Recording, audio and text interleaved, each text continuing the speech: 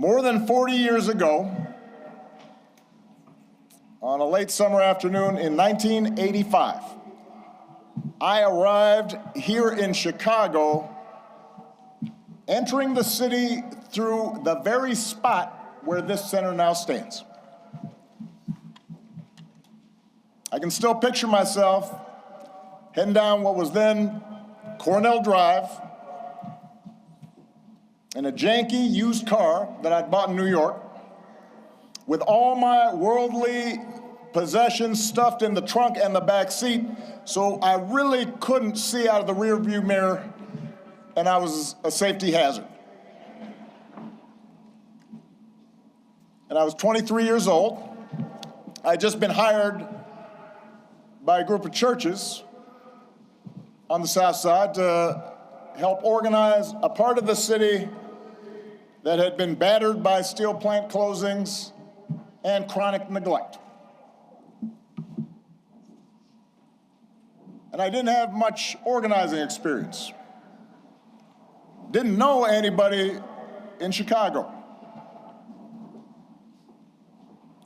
But I had been inspired by the civil rights movement, and I knew I wanted to make a difference.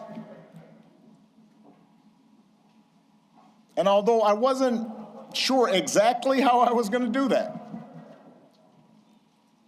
I was possessed with this abiding faith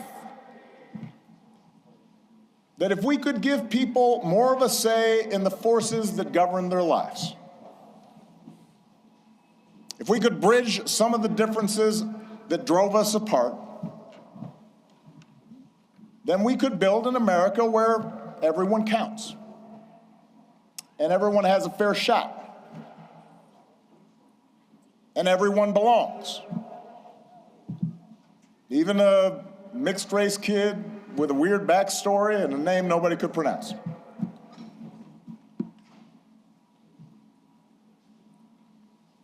And it was here, in this city, a city of broad shoulders, that I found what I was looking for. Day by day, block by block, I got to know the people who lived here, their hopes, their dreams, their tragedies and their triumphs.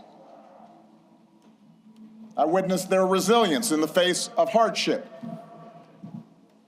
and the quiet heroism of a single mom raising her kids and sending them to college on a secretary's salary, or the priest electing to stay in the city and open his doors to at-risk youth, even as most of his flock had fled to the suburbs. I learned that leadership has less to do with titles or rank or chasing attention than with helping others find their voice, reaching their potential,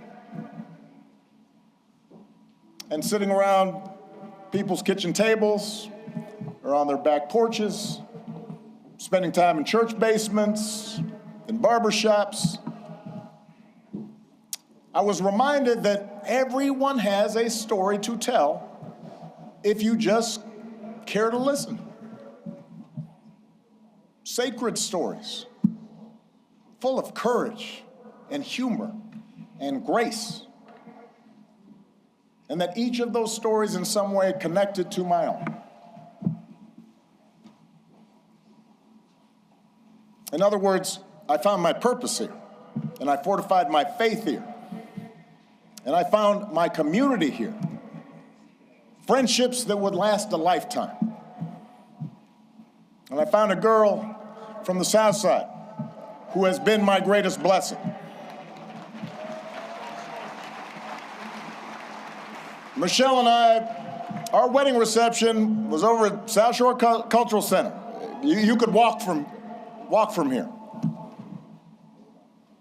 Our daughters were born right down the street. This is where we bought our first home. This is where our kids took their first steps. This is where I launched my candidacy for the Illinois State Senate over at the Ramada Inn on Lakeshore Drive, serving pretzels and soda, embarking on the path that ultimately and improbably led to this day. So, for me, this center could not be any place else. It's an expression of thanks, an acknowledgement that so much of what I hold most dear, I owe to the people of this city and the people of these surrounding neighborhoods.